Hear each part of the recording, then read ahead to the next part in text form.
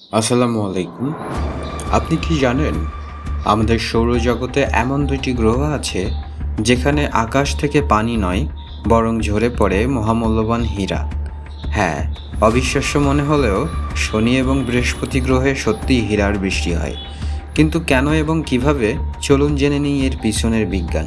শনি এবং বৃহস্পতি গ্যাসীয় দানব।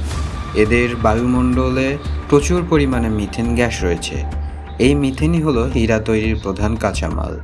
যখন এই গ্রহগুলোতে বিশাল শক্তিশালী বজ্রপাত হয়, তখন বায়ুমণ্ডলের মিথেন গ্যাস ভেঙে যায় এবং সেখান থেকে কার্বন আলাদা হয়ে যায়। বজ্রপাতের প্রভাবে আলাদা হওয়া কার্বন কণাগুলো প্রথমে ঝুল বা কালির মতো কালো রূপ নেয়।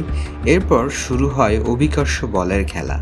এই কার্বন কণাগুলো যখন গ্রহের গভীর স্তরের দিকে নামতে থাকে, তখন বায়ুমণ্ডলের প্রচণ্ড চাপ এবং তাপ সেগুলোকে গ্রাফাইটে পরিণত করে। গ্রাফাইট যখন আরও গভীরে, অর্থাৎ প্রায় ৩০,০০০ কিলোমিটার নিচে নেমে যায়, তখন সেখানকার অসহ্য চাপ পৃথিবীর তুলনায় কয়েক মিলিয়ন গুণ বেশি গ্রাফাইটকে কঠিন হীরায় রূপান্তরিত করে। বিজ্ঞানীরা মনে করেন এই হীরাগুলো গড়ে প্রায় ১ সেন্টিমিটার ব্যাসের হয়, যা অনেকটা শিলাবৃষ্টির মতো নিচে পড়তে থাকে। তবে দুর্ভাগ্যবশত এই হীরাগুলো আমরা কখনোই সংগ্রহ করতে পারবো না, কারণ এই গ্রহ দুটির কেন্দ্রের দিকে তাপমাত্রা প্রায় ৩০,০০০ ডিগ্রি সেলসিয়াস।